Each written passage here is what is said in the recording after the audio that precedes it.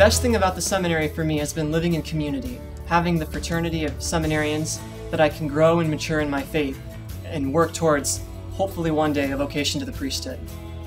Favorite thing about the seminary is probably the unified, the single goal, the brotherhood, we're all going towards Christ and His church, focused on building it up. Money and debt, not an issue. The diocese takes care of pretty much everything. I sign my checks and buy lunch for myself once in a while. It's pretty simple. Obedience is a good thing sometimes. Did I ever think about being a priest when I was a kid? Actually, no, not in a million years. When I was a kid, I always had this idea that maybe I'd be a priest one day, but I thought that priests also did other things, like, maybe I could be an architect and a priest. Even though I can't be both, I still want to be a priest. I always felt that deep connection and appreciation for the Eucharist. I always marveled at how a priest can really be Christ to the people. The biggest obstacle preventing me from entering the seminary was my own plans, the plans I made for myself. When I was in high school, I had dreams of running for political office, being the president one day, I think. But overcoming those, I think, was the biggest obstacle. But once those were gone, it was pretty simple. I guess the one thing I miss most about life before seminary would be sleeping in. The biggest obstacle from preventing me entering the seminary had to have been just the what ifs and thinking too much about the things that might or might not happen if I didn't enter, if I did enter. Thinking about, for instance, that it takes 6 years to complete seminary would have paralyzed me, but you gotta go for it, because 6 years seems like nothing now that I'm in the seminary.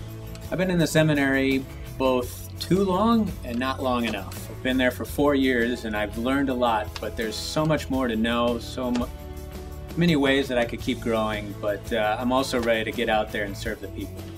The most important thing that I've learned about myself since joining the seminary is probably, first of all, that I've got a lot to learn about life and about church, about God, about Christianity. But I have the confidence, knowing Christ, that I can do it. Like, I've got a ton to learn, but Christ is there. He's got my back. I've got the Holy Spirit to guide me and nourish me and teach me. And what do my friends think about my vocation? A lot of them were shocked when they first learned about it, but they were, in the end, very happy and supportive of it. My friends, for the most part, have been extremely supportive about my vocation, and to be honest, I really haven't heard a negative comment from any of my friends. My closest friends, I think, were very supportive, and we're like, man, this is awesome. You finally found out what you're supposed to do with your life. But I had also a lot of friends that were like, you're kind of throwing things away, man. You know what you're doing? I mean, they were a little skeptical. They were a little,